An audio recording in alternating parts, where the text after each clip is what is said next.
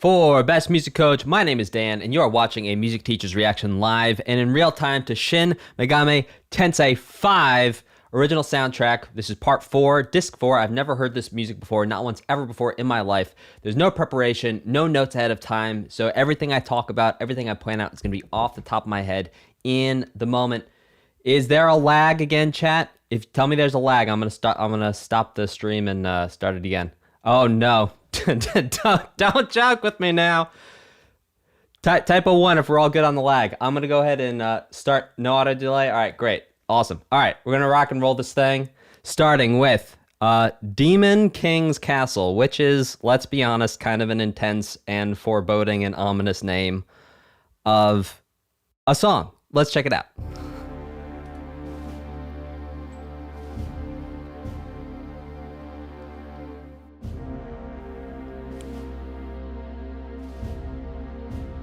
You got me, Zan Kehoe.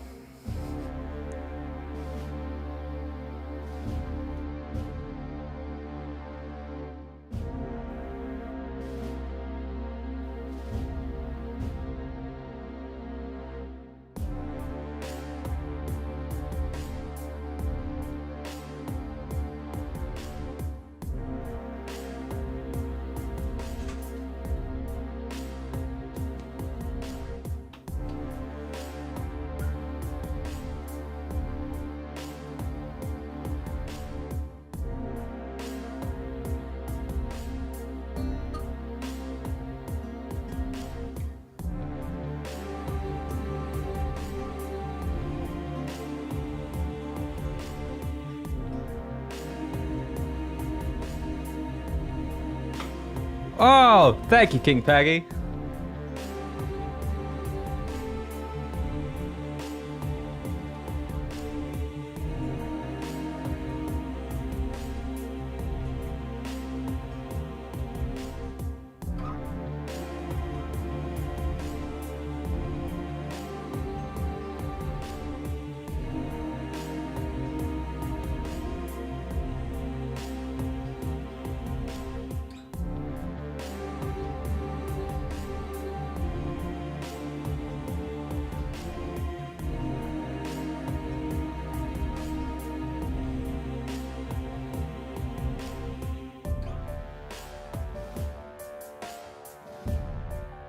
This is your first time on a stream.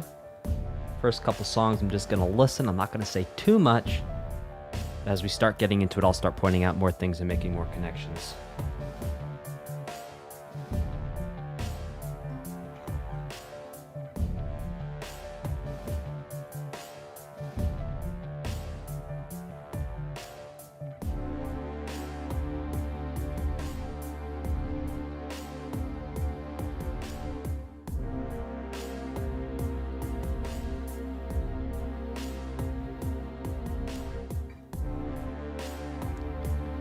So these main instruments we hear, that sort of brah sound, that's brass instruments. Feel like your trombone, maybe a trumpet, euphonium perhaps, tuba,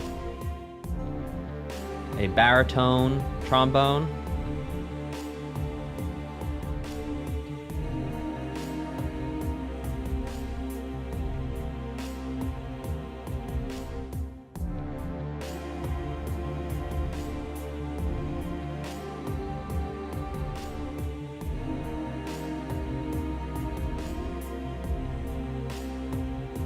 So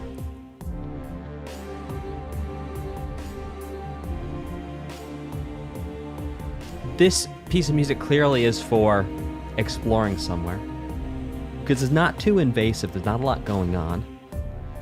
I'm assuming the place we're exploring is the Demon King's Castle at this point.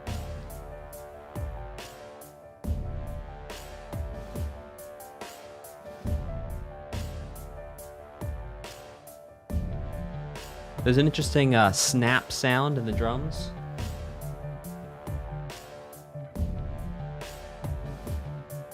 You can hear it's delayed just a couple of milliseconds after the main hits on 2 and 4.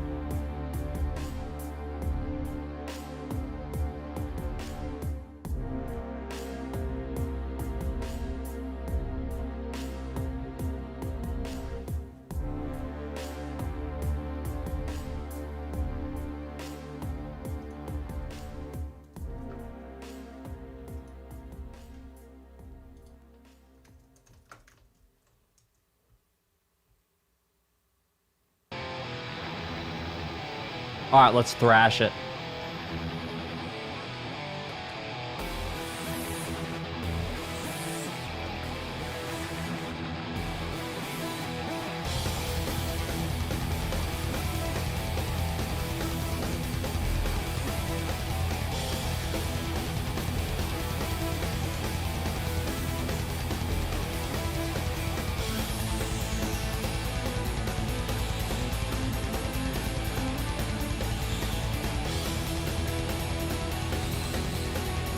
It's actually similar things going on in this to other boss themes you've heard. I'm assuming this is a boss theme.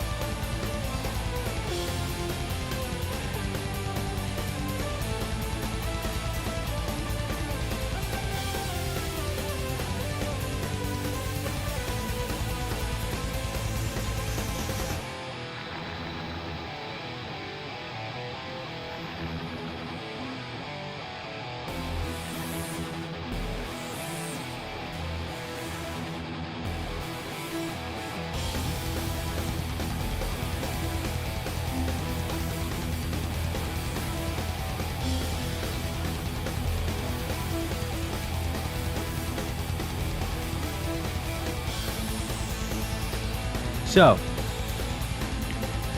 something similar we're hearing here is that we're alternating between E and A in a boss theme. Similar musical styles to this sort of thrash metal type thing.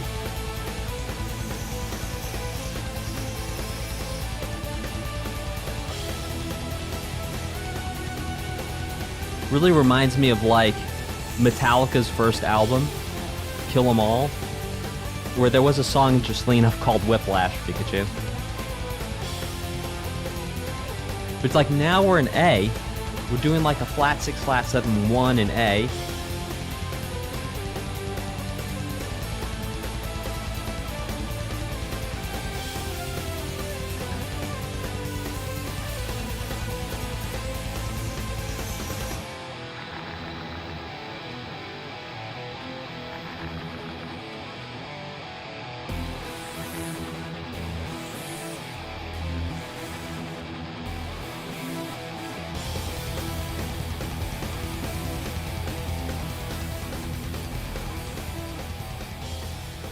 Also, another connection we're seeing here is the use of the inverted power chord.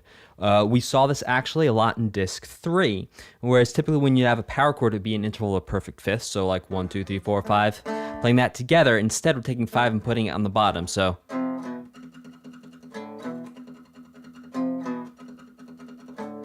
Like that, inverted power chords, that's something we've heard throughout this soundtrack. By the way, all super chats, we're going to read them out at the end. Thank you all so much for your support, and thank you for your super chats. All right, this next one is called Talk Edifice.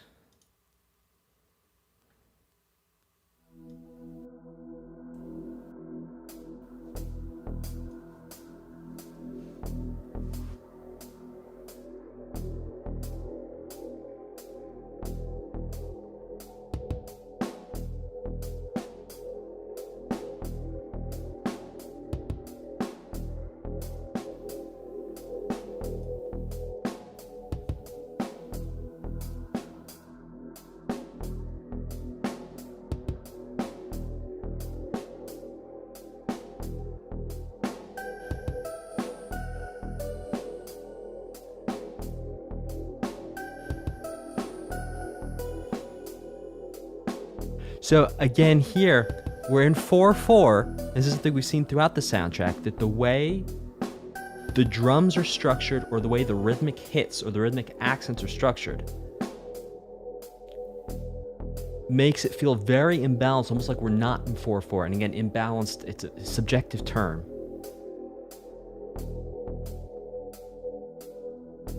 It doesn't have that strongest weak, strong, weakest type thing from 4/4. When I say type of thing, I mean metric hierarchy, but eh.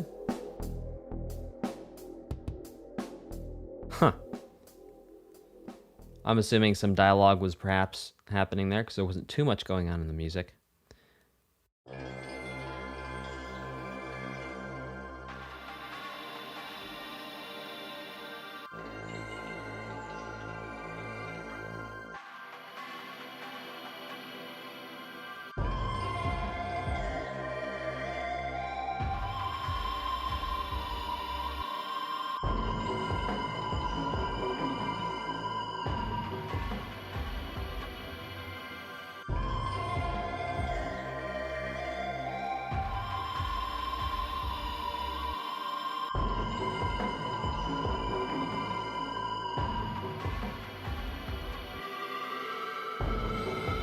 So these drums sound the way that they do because a lot of the high end or the higher frequencies are actually taken away or turned back.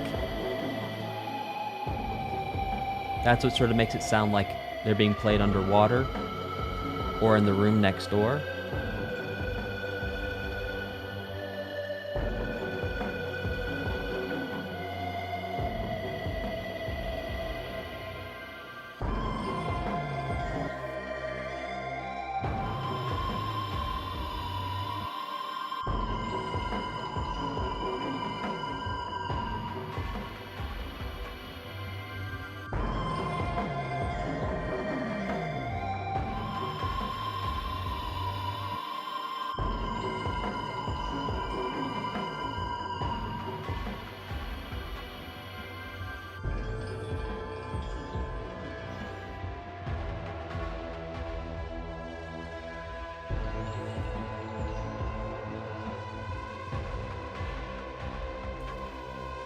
Hey chat, tell me, type number 2 in the chat if this fan's too loud.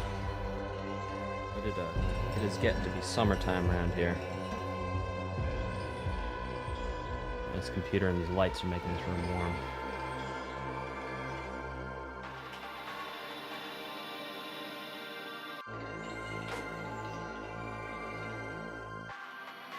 Don't hear it? Awesome sauce. Then we're good to go.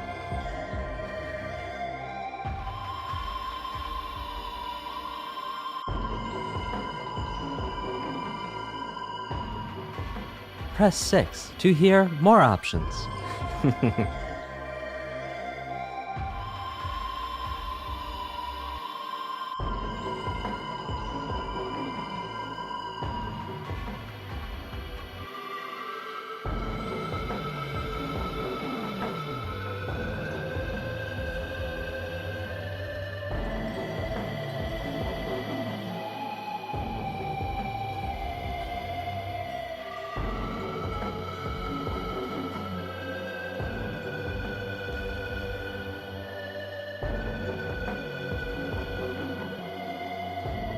So, what's fun here is that this melody is not conveniently sitting in one particular A minor scale. We hear G sharps, Gs. F natural, I don't know if I've heard.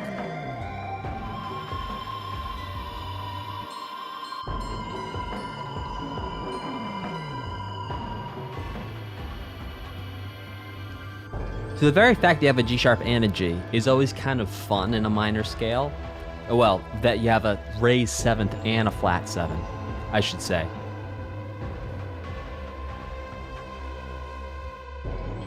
So it creates a lot of different flavors, and a lot of different textures.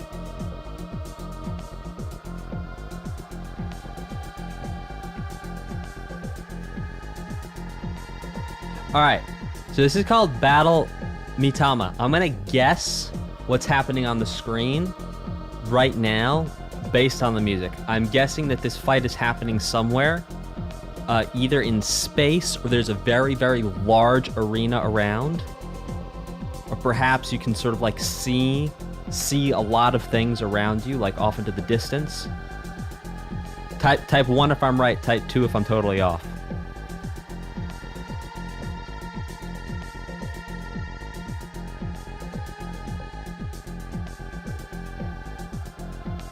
Oh, I'm totally off? Oh, man, it was a good guess, though. You got it, John.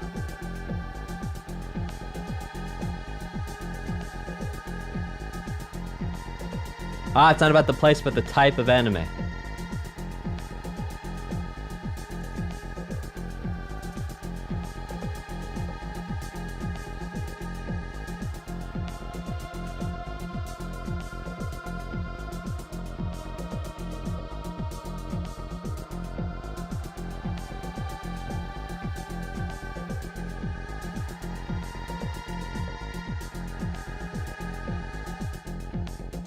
Enzo, that is correct.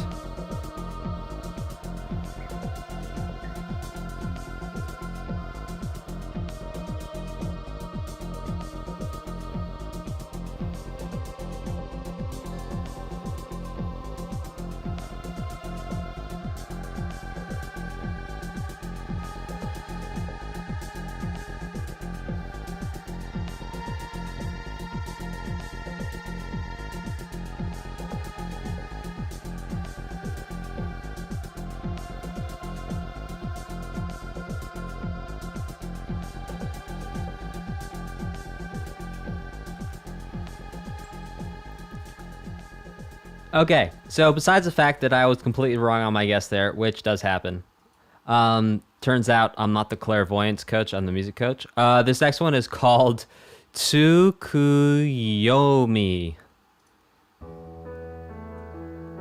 It was a good guess, though. If you heard that music, it was a solid guess.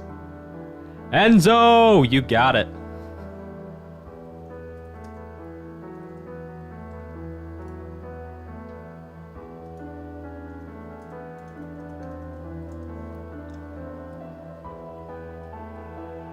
Okay. We've heard this theme before.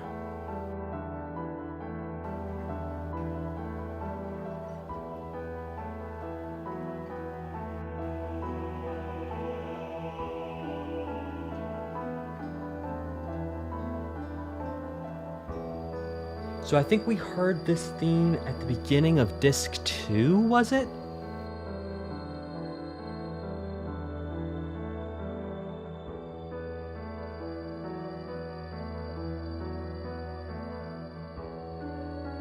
Wami in the chat. Sorry, in the description, video description.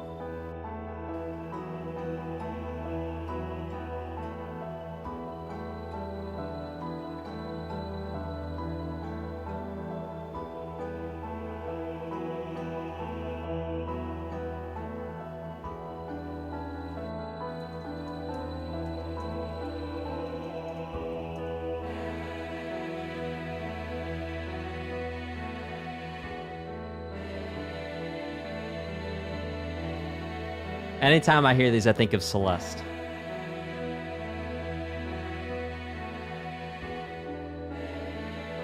You got it, Argus. Wow, you guys are making Chrono Trigger happen sooner rather than later today, huh?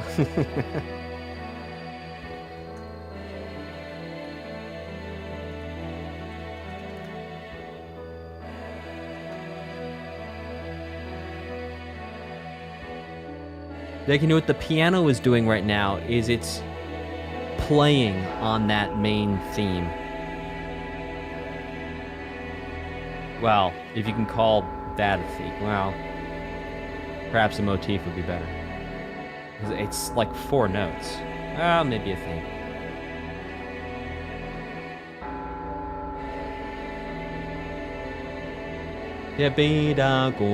See, it's like playing around with which notes are being used, but still mimicking that same melody contour.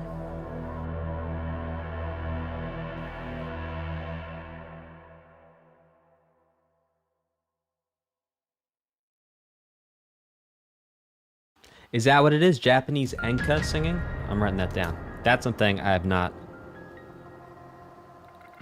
Enka. Oh, I love it when I get homework to do.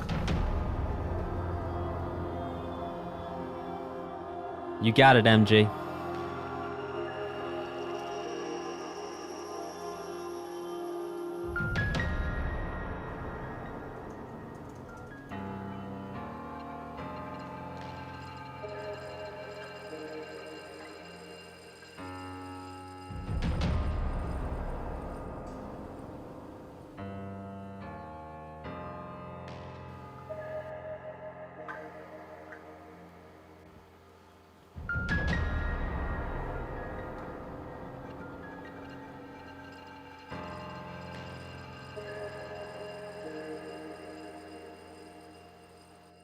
Oh, Japanese mythology? Hang on, I'm getting mixed up. Enka. Are you guys telling me to go look up... Whatever. I'm gonna go Google it after the thing.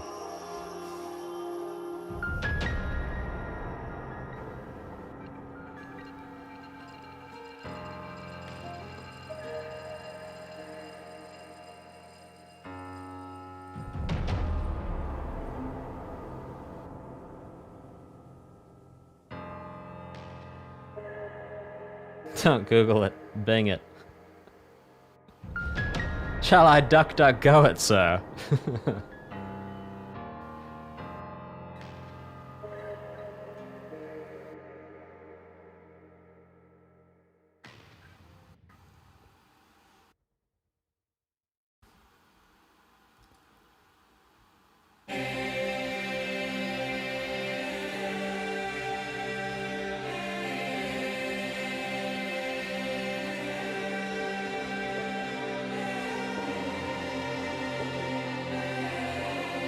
Enzo, are you gonna give me a time machine with which to do that?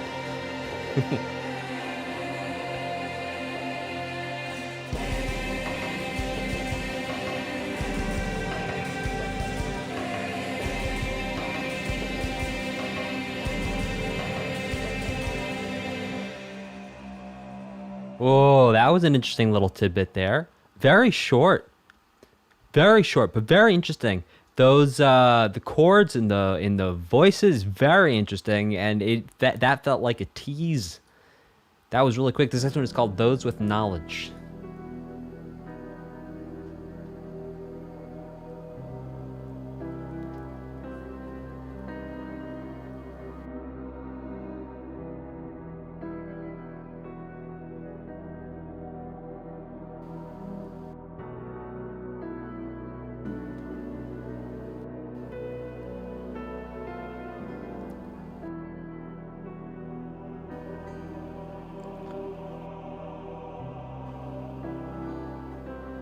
That was a beautiful, like, B sharp 9 flat 13 chord that was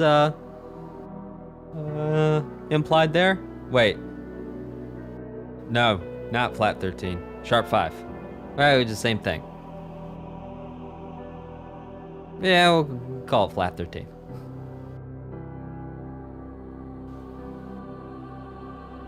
Oh, you could write it either way. Well, technically, if you wrote it to sharp 5, the sharp 5 would have to be an octave down, not an octave above. Damn, it doesn't matter. Okay, I'll break that down after the song.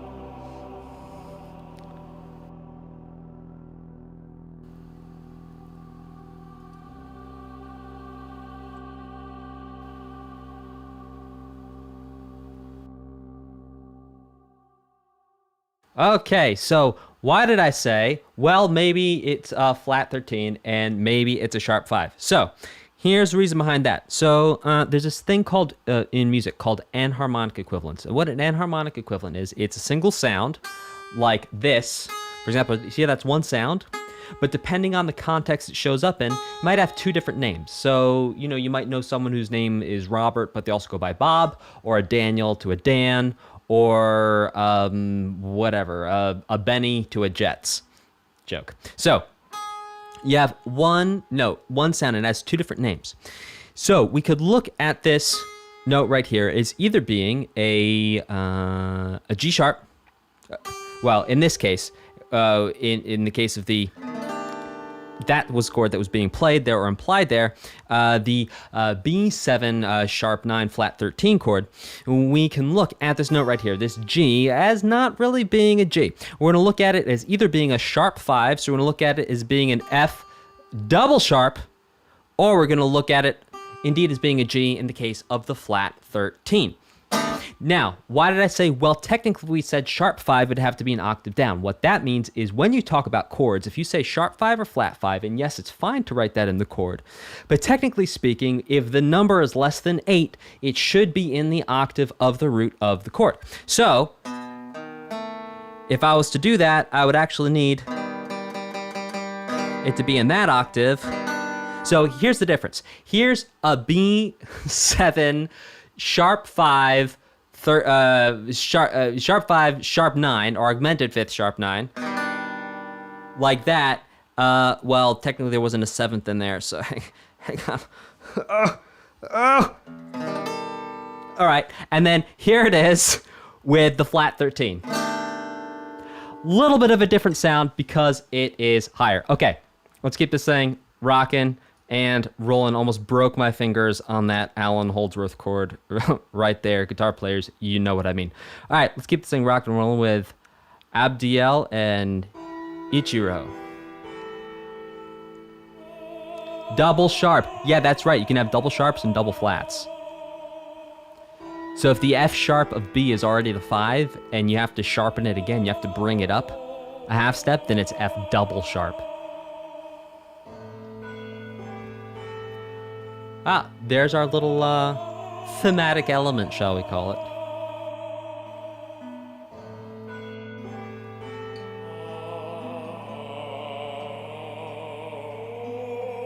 Just missing the first note there. Well, double flat's the same thing. Let's say you're in the key of F major, and you want to play an F diminished 4 chord, though why you'd want to do that I'm not sure, because you could just play an F major chord and it would get you the same result. But if you think about it, we have F, our 4 is B flat. If we take B flat down a half step, that would be B double flat, also the same as A. So if we were to play an A diminished 4 chord, an F diminished 4 chord, I'm thinking of the note. Excuse me, if we play an F diminished 4 chord, it sounds like that, which sounds awfully like a F major triad. Now, why is that? That's because when we take 4 down a half step, we run into the major third. Okay, let's keep this thing rocking and rolling. Twilight.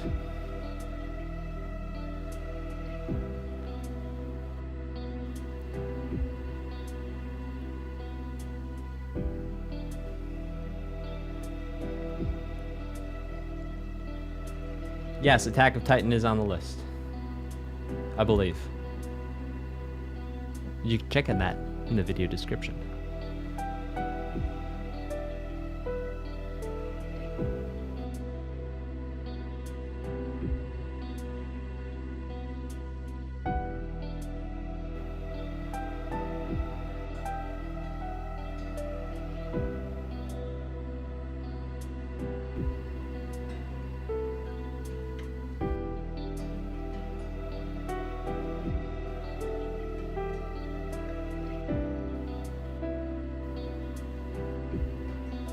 Oh, now we've heard this chord progression before too. I believe this was in disc 1, that we heard this E minor 7 to this C major 7 thing going in.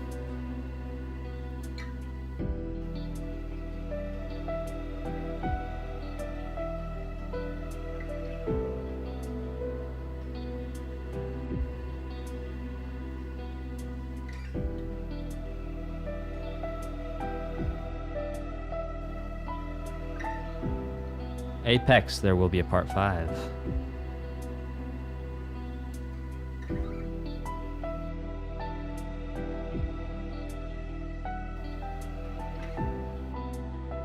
Piano's just doing beautiful things here.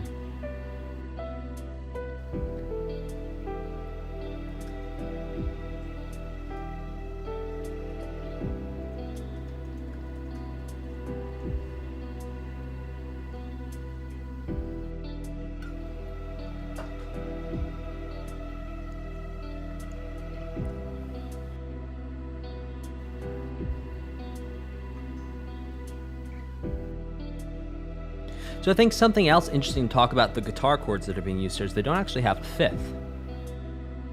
The fifth being the essentially least important and impactful note when we think about modern harmony, like with the exception of power chords, obviously. When we think about what actually colors a chord, it's going to be the third and the seventh. And it's basically the voicings here are just root, third, and seventh. And then that's it, just root, third, seventh. The next one is called Goddess.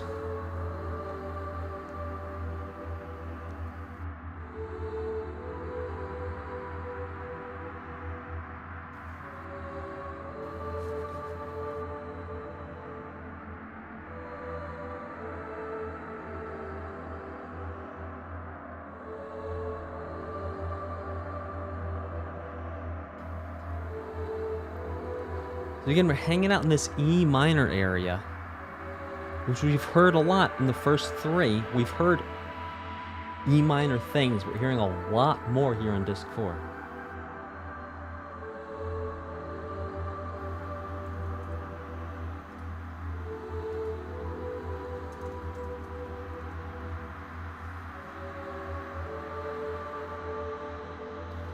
So I think what's been very interesting is the use of different voices and different voice patches and different voice samples throughout this soundtrack to really hammer home different feelings and different emotions.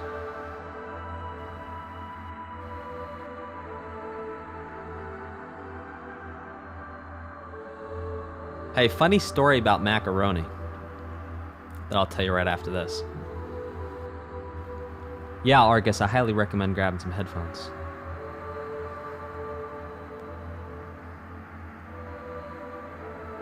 Oh yeah, I've got a funny story about macaroni. Well, I think it's funny.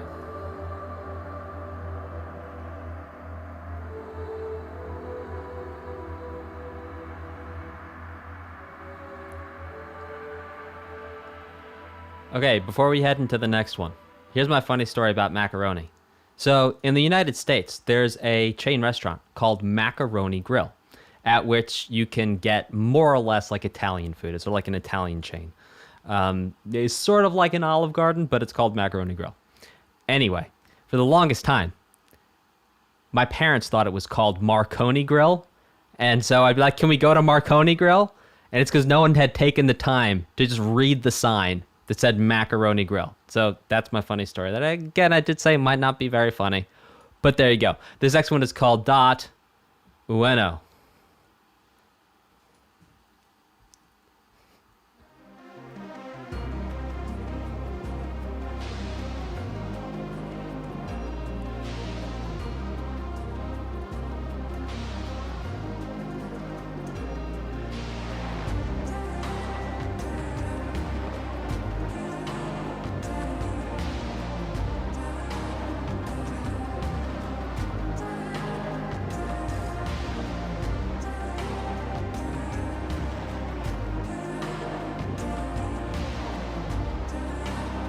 So we're now hearing one of the most common chord progressions for minor songs in modern music. Well, the three most common chords, perhaps not the most common chord progression. But these three chords we're hearing, you hear them everywhere. And yes, the synth sound is sick.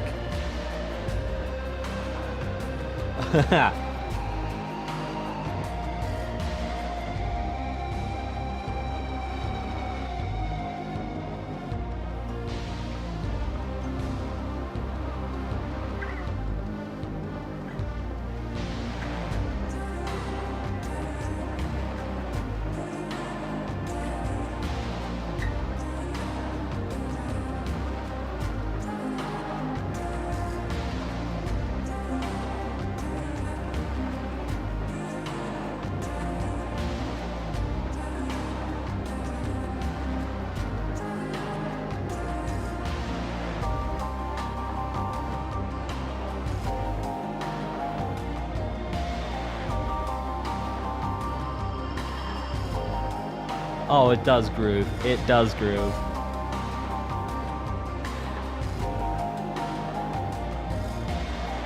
There's so much going on here. One thing I want to draw your attention to. Oh, well, it's gone now. Hopefully, we got 5 more minutes of this song, so hopefully it's going to come back.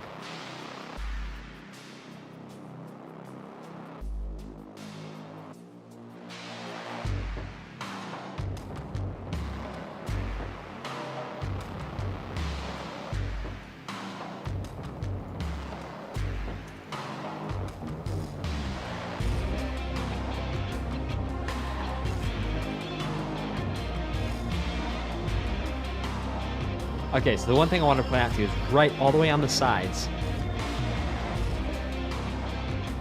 These 2 contrasting synth lines. But also, yes, this guitar is sick.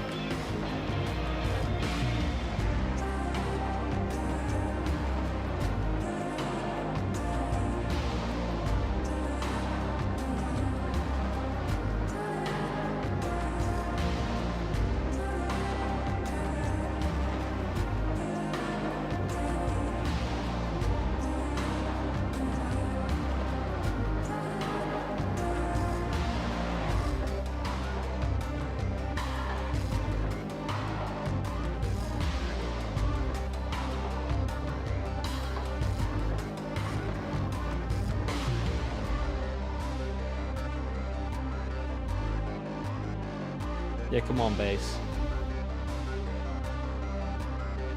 Oh, come on now. Alright, breaking it down. Maybe they're gonna drop it again.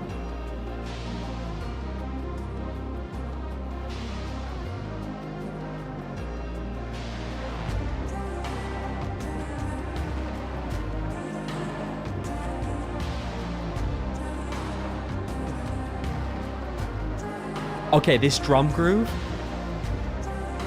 is incredible.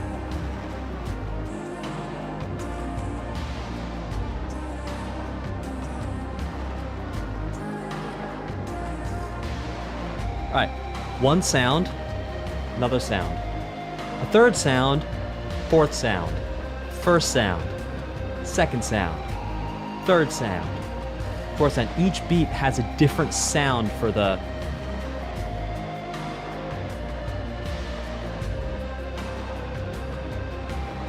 well, it's like a 2-measure cycle, really, with the snare having different sounds on each one, which is just gorgeous and super tastefully done.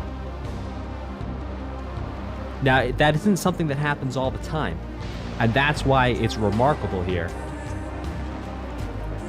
because it really works and contributes to the groove.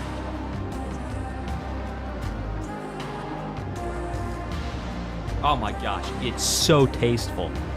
And actually makes the whole thing, just that snare groove alone, makes everything feel like it's breathing.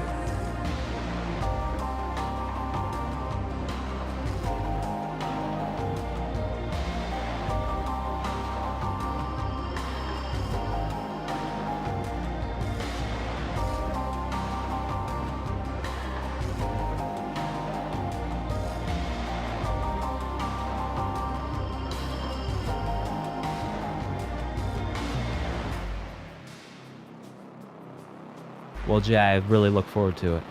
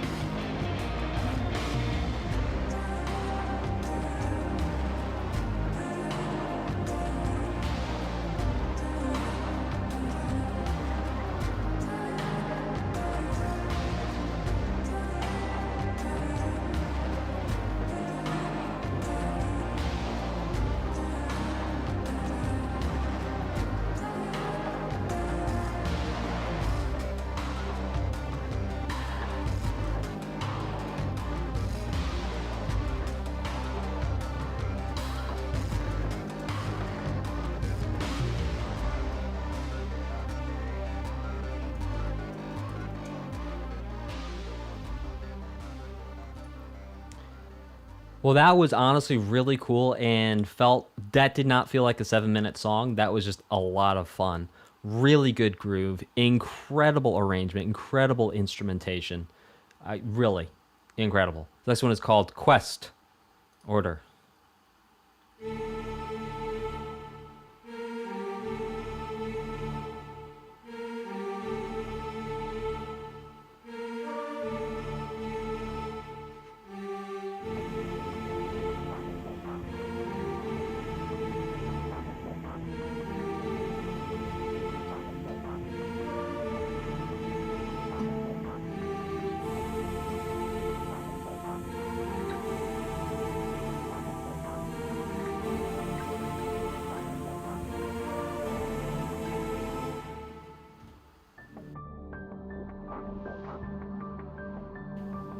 So, call it a theme perhaps, but that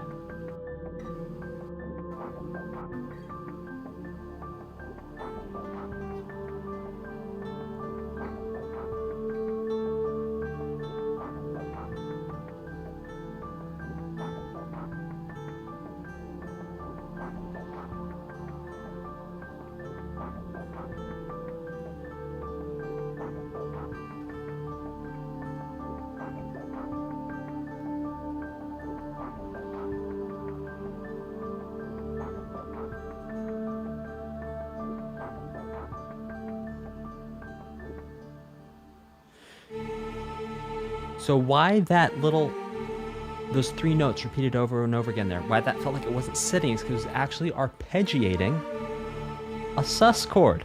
When the chord is sus, it was actually a D sus4 there.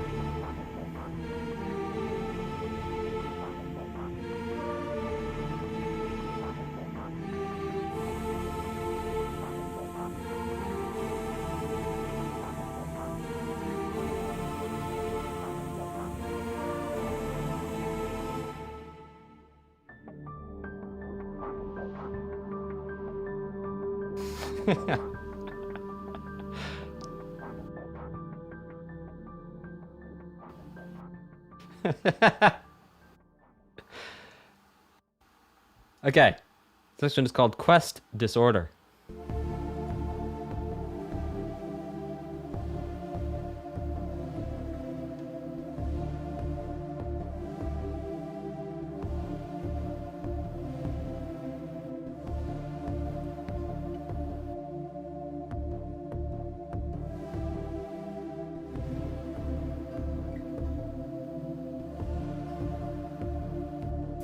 Yeah, indeed, Dark Lord. It feels like a continuation of sorts. Same key.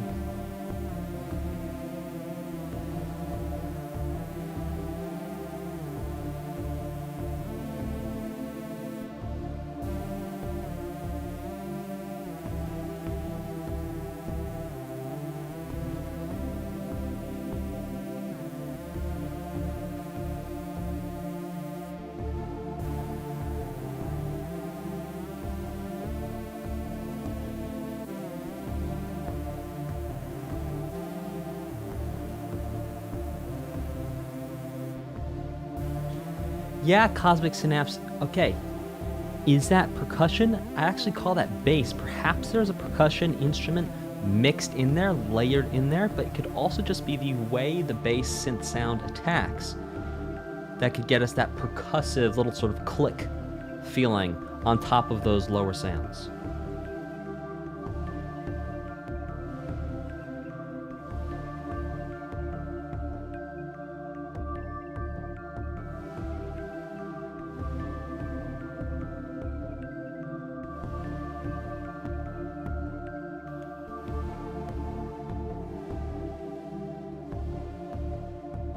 Or yeah, perhaps a kick. You know, some of those kick sounds have that little click at the beginning of them. Perhaps that's what we're hearing there.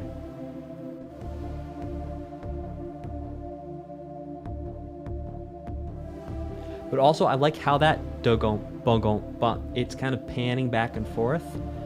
You can hear how it moves a little bit.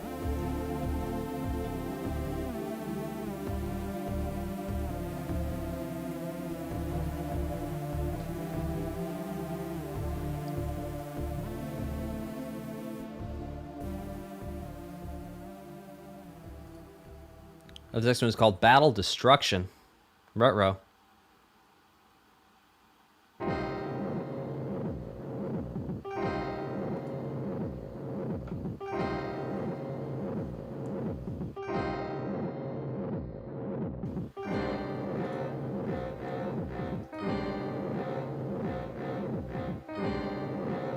That's got to be the angriest bassoon I've ever heard in my life. Perhaps a bari sax?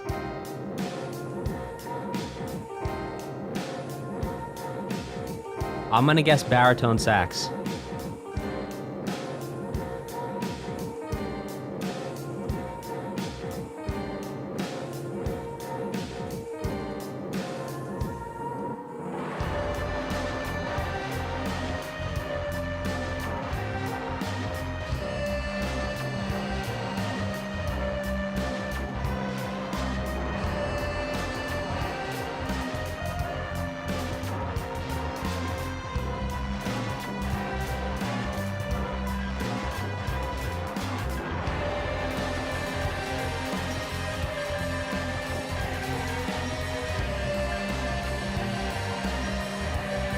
Oh, this is just perfectly chaotic.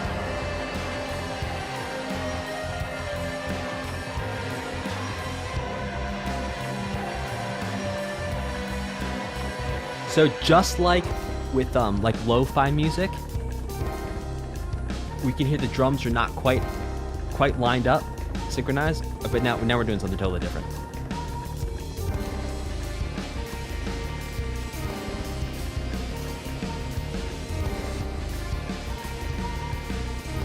I still call it 4/4. 2, 3, 4. 1, 2, 3, 4. 1, 2, 3, 4. See, it's still going in cycles of 4.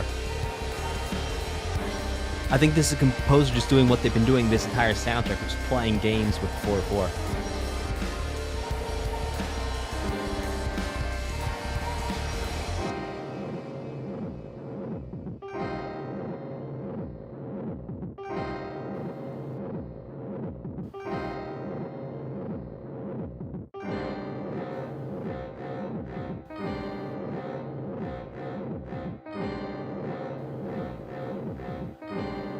You know, I don't think that... Maybe that's a bass clarinet?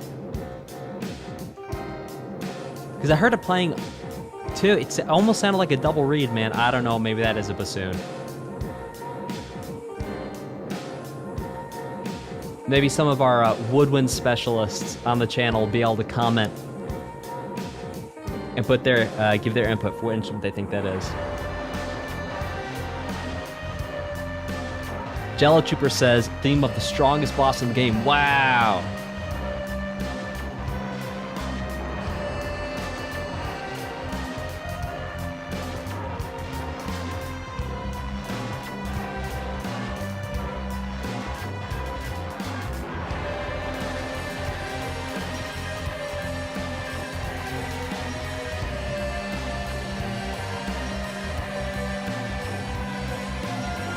Derek, that's what I was saying. It sounds like a bassoon.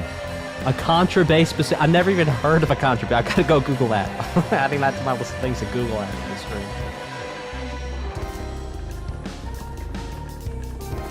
Contrabass bassoon. The awesome thing about music is you never know it all. Ever.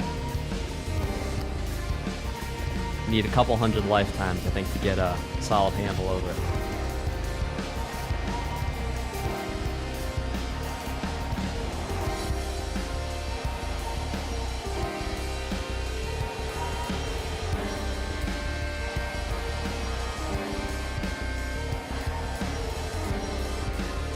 Like, you can hear it playing in your left ear. It sounds like a bassoon.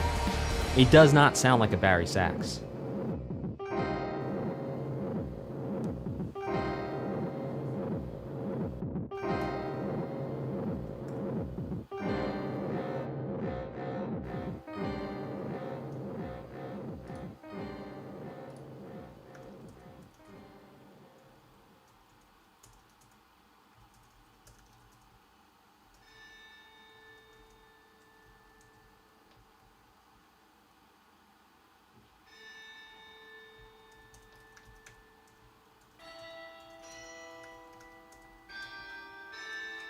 Ah, here's our little motif, our little theme here. And yes, I understand there's a difference between a motif and a theme. If you're about to write me a very lengthy comment, I know there's a difference, but here's the thing, when it's only 4 notes.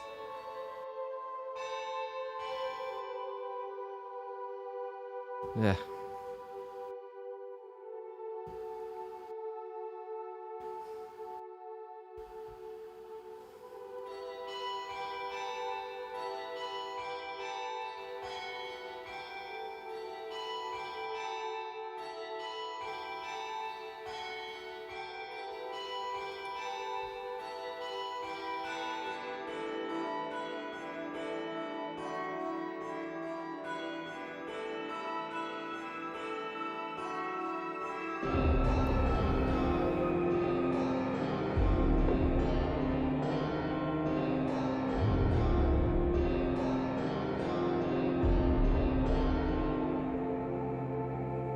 Oh, I love those voice synths in the back. This next one is called Temple of Eternity.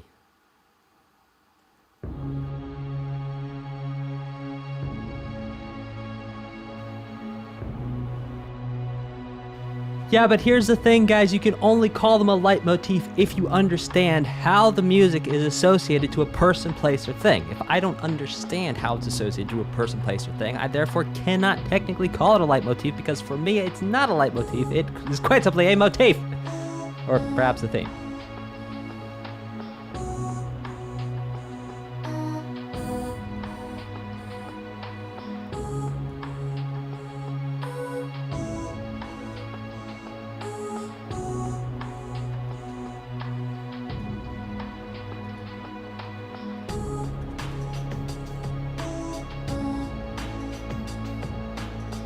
Yes, but it's only a leitmotif if it's associated with a person, place, or thing, and I cannot associate it with a person, place, or thing because now I've played the game. Therefore, for me, it is not a leitmotif. For you, it's a leitmotif. For me, it's not, because I don't know.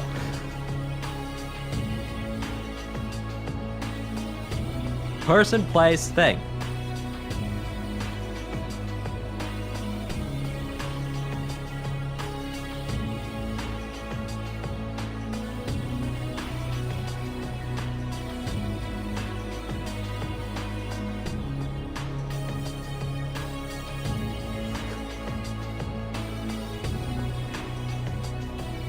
Yes, it is a leitmotif for you because you understand how it's associated with a person, a place, a thing, an emotion, a situation.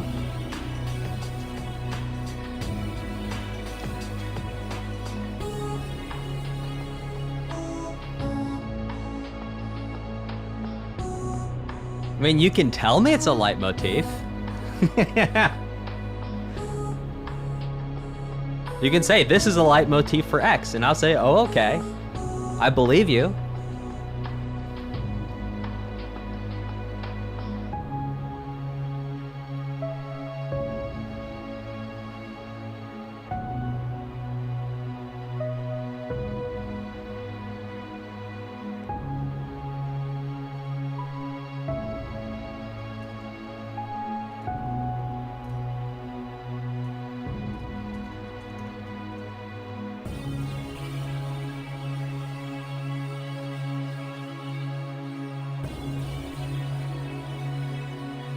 It's not heated. It's just really funny because we've never had to have this conversation before.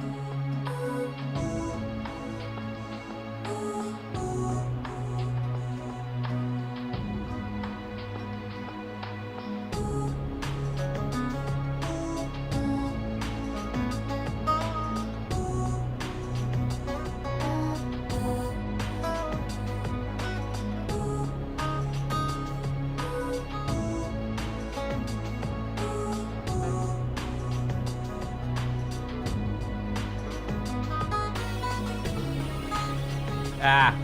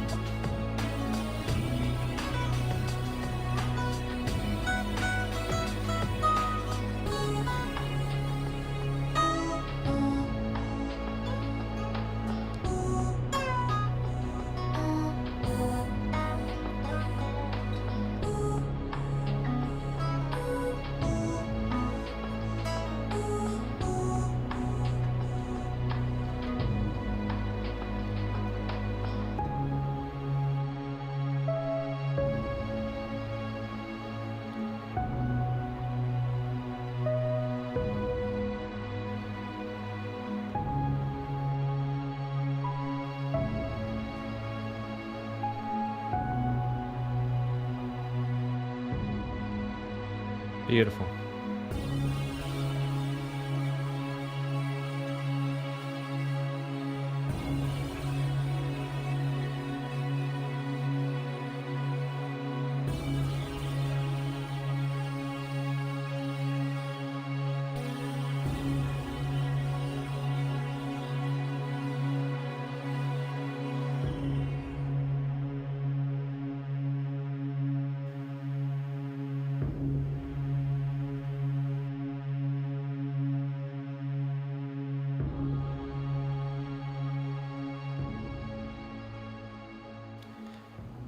Okay, let's break down the difference between leitmotif and motif. So first of all, leitmotif comes from, well, there was this opera a long time ago written by this guy called Wagner.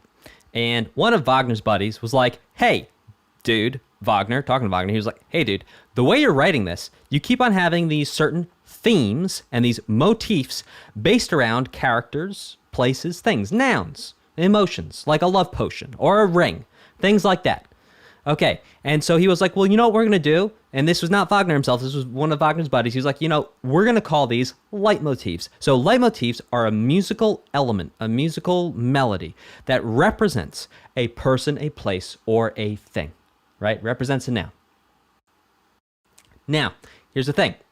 If you do not know that that music is associated with a person, place, or thing, the only way that you can approach that music from a purely musical perspective is to call it either a motif or a theme. The theme would be the entire thing. The motif would be part of that theme that you would call back to. So the question is really around whether we call it a theme or a motif was because it's this four-note repeated thing. Yeah, it starts to get tricky whether we can really call a four-note repeated pattern a melody or not. That starts to get subjective, and I'm sure different people will have different opinions on that. But just to clarify, I'll be calling things themes and motifs, not leitmotifs, because I do not understand how a musical element relates to a person, place, or thing. Therefore, I'm treating it from a musical perspective, if that makes sense. Okay, this next one is called Battle Seraph.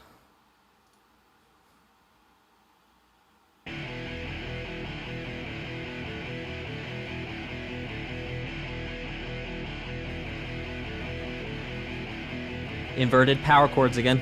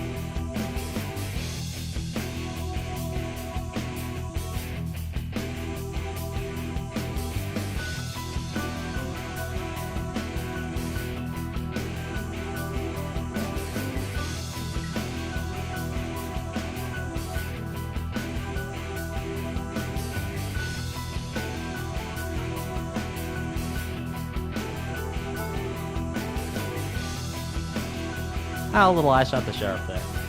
So shout out to chat. Grinch Cool Rancher, I'm not familiar with shoegaze. Could you please enlighten me?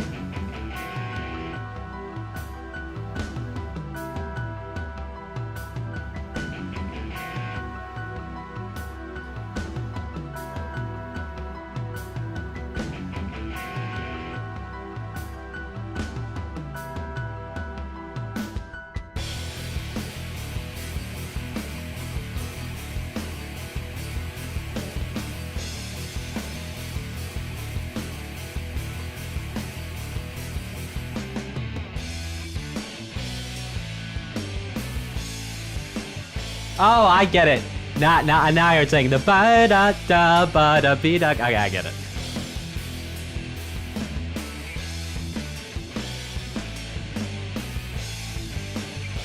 Right, yeah, it's just stopping for the last one. Yeah.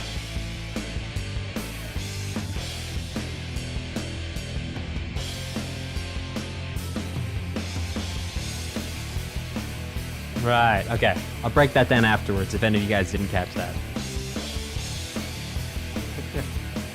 That was very clever. Good ears whoever heard that first.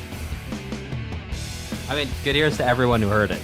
But thanks for the heads up, whoever put that in chat first.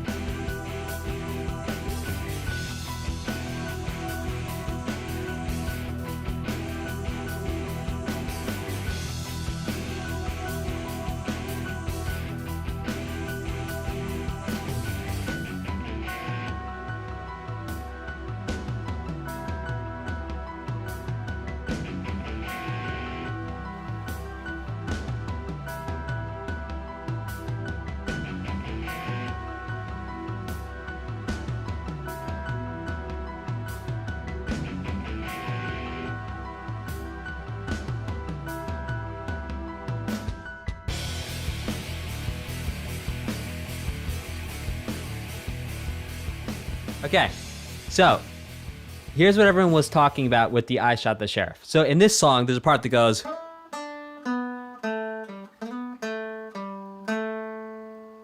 But in I Shot the Sheriff, it just ends one note different.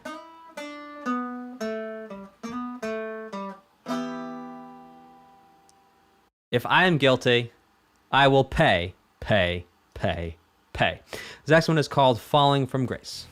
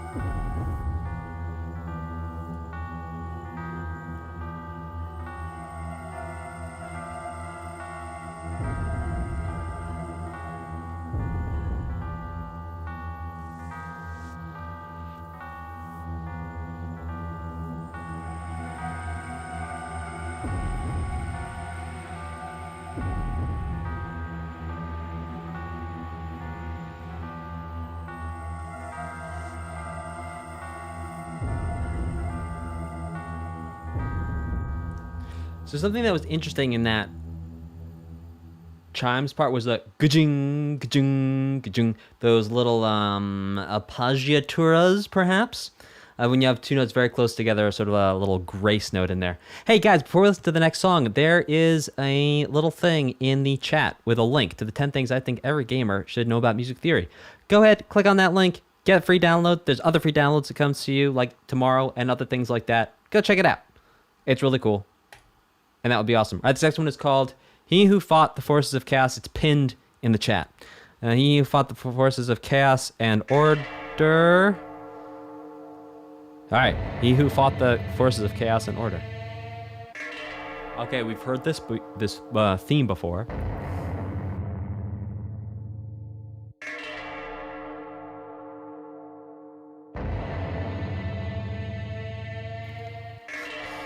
Yeah.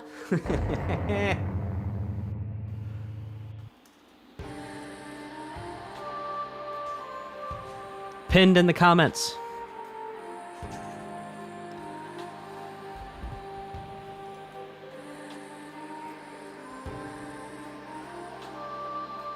Susie Undertale. It's the pinned comment up at the top, the blue thing.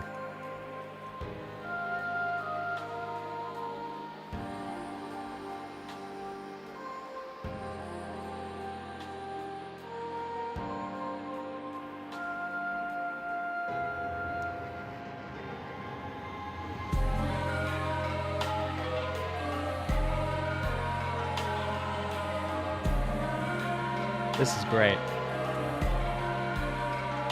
Wait, but isn't Susie technically from Deltarune?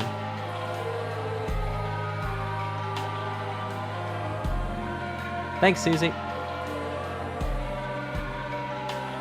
Love Susie's theme, by the way.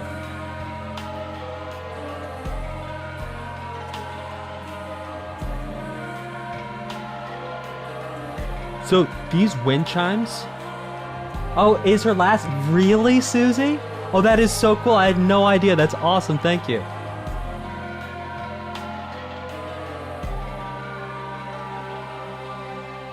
Sounds maybe like a gamelan patch in there. I know I'm calling everything that sounds like a brass thing that's getting hit with something a gamelan, but it was like slightly detuned.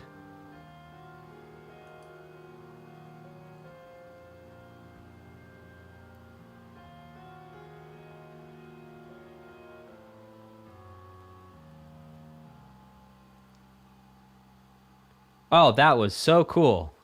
What will happen to our heroes? Will they survive? Will Dan eat more radishes? Find out next time on YouTube. Hit like, subscribe, hit that notification bell so you know when the next stream is going to be. Thank you all so much for watching. All right, so my final reaction and summary is this disc was actually really interesting because... Yes, we heard like more songs in E minor, but we heard little pulls from disc 1, disc 2, and disc 3. This sort of feels like a culmination. I'm really looking forward to disc 5 tomorrow. That's going to be a lot of fun. I have enjoyed this. Yeah, Radish lore is that's a deep cut right there.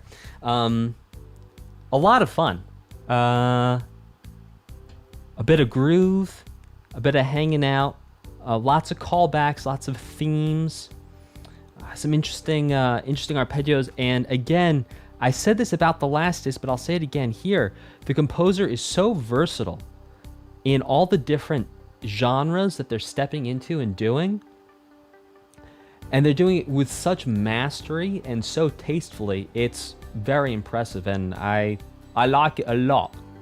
I like it a lot.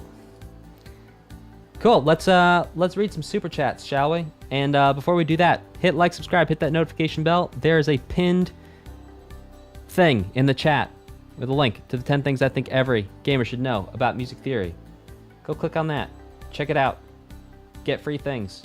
It's fun. You can also get my book for like 92% off or something like that. It's a really good deal. Anyway, let's read some super chats. King Peggy says, let's start the thing off right with a Chrono Dono. You got it, King Peggy. Tony Soldos is putting this towards Bloodborne. So know your DLC policy, but please, please, please include DLC. It's only 5 tracks. Best for the OST. Yeah, if we have time, 100% we'll do it.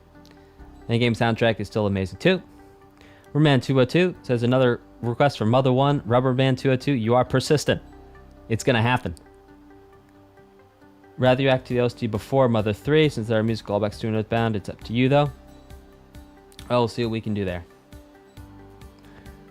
William Holly says, love hearing analysis of my favorite game tracks paired with the enthusiasm of first time listening. Put this towards Jazz Jackrabbit 2 and rock on, brother. Well, William Holly, I got to tell you, you just made a friend on the channel. His name is Jappy Padadzaki because they have been lobbying hard for Jazz Jackrabbit 2. Look out for each other in the streams. John Shriver, or Shriver. Sorry if I'm saying that wrong. Hopefully I got one of those right. John says 4 for Toho 7. Glad I could catch the stream. John, glad you could be here. Thanks for your upvote. Thanks for your support of the channel. Enzo La Roca. Rocha? Oh, whatever. Enzo says, vote for Chrono Trigger. By the way, I'm so sorry if I'm getting your guys' names wrong. I'm trying my best. Says, vote for Chrono Trigger. You got it, Enzo. Make it happen. Thank you for your support, and thank you for your super chat, too. Argus says, love your vids, Dan. Been watching for a hot minute. Shout out to the folks memeing about Outer Wilds and Community tab. This one's for Chrono Trigger. Yeah, Outer Wilds. Outer Wilds soon. MG says, for Attack on Titan. You got it, MG. Dog B says, hello, would you consider listening to Metal Gear Rising Revengeance OST? Yeah, Metal Gear is actually pretty high up on the list, so I'll make sure I add your super chat to it, and then we'll do a sub vote for which one we start with. Silver Galaxia says, I would love to see you react to Kirby and the Forgotten Land. You got it, Galaxia.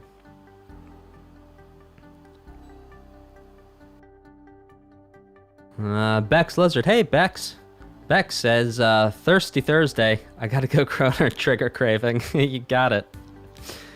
Mira says, hey, finally catched your stream. Was wondering if you're able to put on Shin Megami Tensei 4, as it's by far Kozuka's best work on the series. 100%. Will do. Argus says, donate again since female vocals in Dot Ueno remind me of Furry. That's an amazing OST. Or Fury. I'm not sure how we know it's with the I there. Dell says, another vote for Shin Megami Tensei 4. Not only one of my favorite OSTs, but my favorite game in life. Wow. Awesome, Dell. Well, I look forward to doing that one. Jello Trooper says, theme of the strongest boss in the game. Yes, I remember that. Also, I'm boosting Digital Devil Saga OST, a fan fave Shin Megami Tensei spinoff with a beautiful soundtrack. Awesome, Jello Trooper. I think that might actually already be on the list, so we'll be upvoting with that. Super. Chrissa says, vote for Toho 11. For future reference, if I have 2 bonus tracks to recommend for the end of a stream, can I link both and then let you decide? The answer is yes. At Best Music Coach on Instagram. Pikachu says, and I'm wait, hang on. Let me read through it first. Pika, Pika, Pika. Pika, Pika, Pika. Pika, Pika, Pika. Pikachu. Which translated into English is, I was waiting to hear your thoughts on Battle Destruction. It's quickly become one of my favorite Megaten, battle themes. I like the split between Nier Replicant and Persona 5 Strikers. Well, Pikachu, looks like I missed giving some feedback on that one. Catch you next time, and we'll be sure to get your upvotes in there. Bad Nutrition says, hey man, love your reactions. I was wondering if I could add some more requests to your list. Yeah, sure thing. 25, Shin Megami Tensei 4. Ooh, Shin Megami Tensei 4 is getting a boost today. And 25 for Persona 2. You've got it. PSP version, not the PS1 soundtrack. Well, I'll do my best with that there. Mega 10.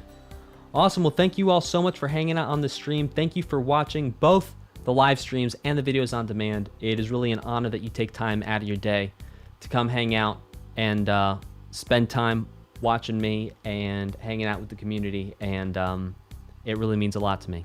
And the reason why I get to keep doing this is because you keep coming back. So thank you so much. I really do appreciate it. And I will see y'all next time. Bye.